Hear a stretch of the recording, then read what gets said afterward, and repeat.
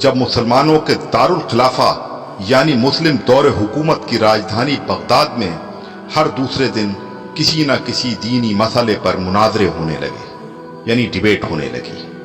جلد ہی وہ وقت بھی آ گیا جب ایک ساتھ ایک ہی دن بغداد کے 4 الگ الگ چوراہوں پر الگ الگ مناظرے ہو رہے تھے۔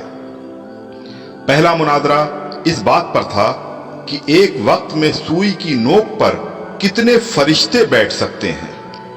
دوسرا مناظرہ اس اہم موضوع پر تھا کہ کوا حلال ہے یا حرام ہے۔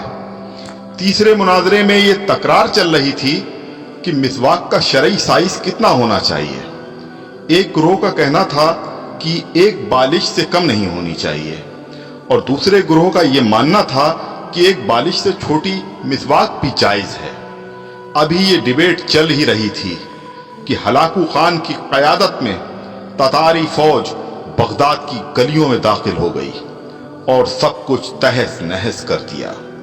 مسواک کی حرمت بچانے والے لوگ خود ہی بوٹی بوٹی ہو گئے۔ سوئی کی نوک پر فرشتوں کی گنتی کرنے والے لوگوں کی کھوپڑیوں کی میناریں بن گئیں جنہیں گننا بھی ممکن نہیں تھا۔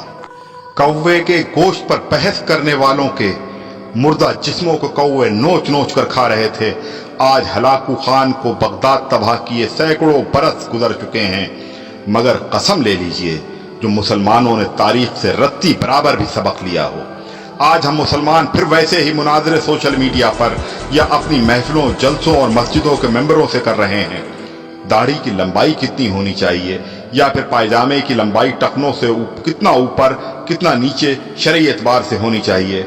فرقے اور مسلک کے ہمارے جھنڈا بردار صرف اور صرف اپنے اپنے فرقوں کو جنت میں لے جانے کے دعوے کر رہے ہیں، اور دور حاضر کا ہلاکو خان ایک ایک کر کے مسلم ملکوں کو نیست نابود کرتا ہوا آگے بڑھ رہا ہے۔